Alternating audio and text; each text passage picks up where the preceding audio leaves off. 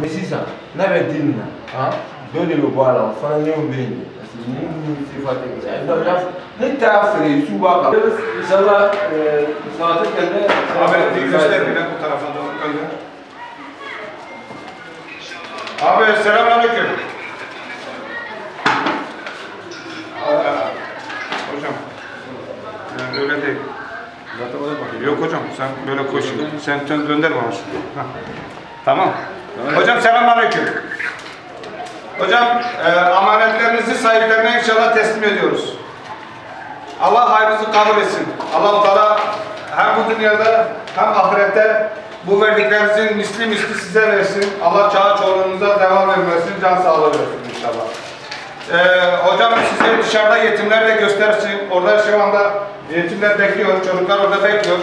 Bismillahirrahmanirrahim. İnşallah İHÜ Abrar 2022 Afrika Mali'deyiz. Afrika Mali'de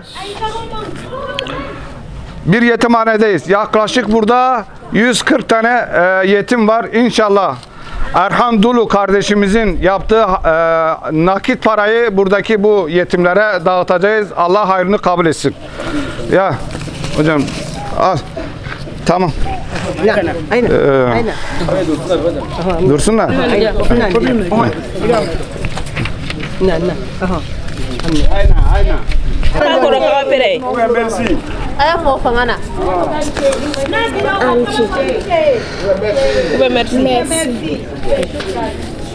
Ya şükran. Ya şükran.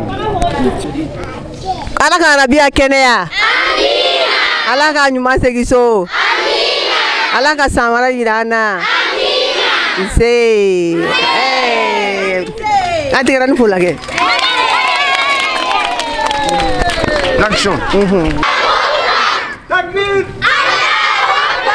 Takbir!